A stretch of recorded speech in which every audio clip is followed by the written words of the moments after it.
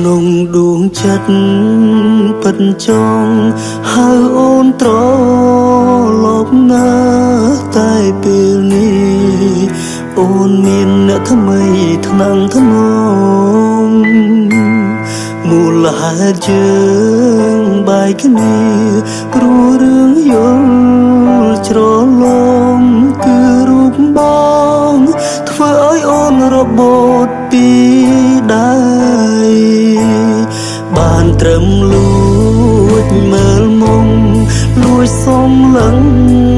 ផ្នែកថ្លៃគ្មានសិទ្ធស្ដីគ្មានសិទ្ធហៅនិមលមនុស្សធ្លាប់ស្រ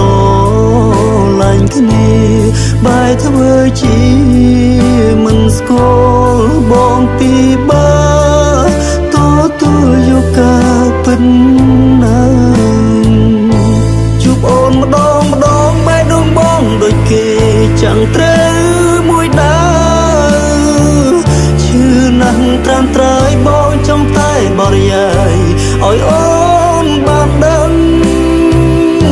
ថានឹកអូនណាស់បងស្រឡាញ់អូនណាស់ដឹងទេប្រលឹងតែខ្លាចគេដឹងខ្លាចគេប្រចាំរកគ្រឿងជីវ៉ាកាន់តែស្រឡាញ់កាន់តែនឹកកាន់តែមិនហ៊ានរំខានស្រីបងពិតជាខ្សែបើសិនដឹងថាថ្លៃអូនលំបាកព្រោះបងសង្ឃឹមក្បែរគេអូនមិនលួចឈឺចាប់ដូចរូបបងចោះស្ងួនក្បែរគេចោះអូនឃើញពើបងឈឺតែសប្បាយចិត្ត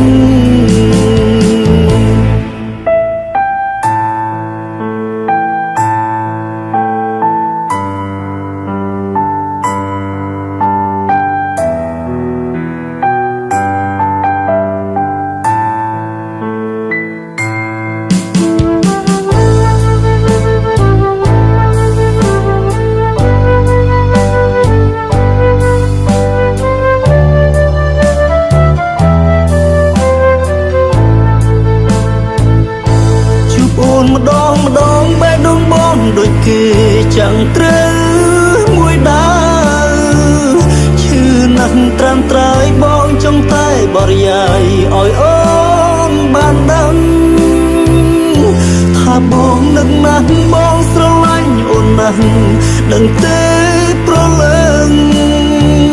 តែខ្លាចគេដឹងខ្លាចគេប្រចាំរករឿងជីវ៉ា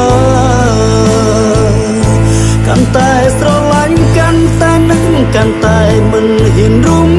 ខានស្រីបងពិតជាខ្សែបើសិនដឹងថាថ្លៃអូនលំបា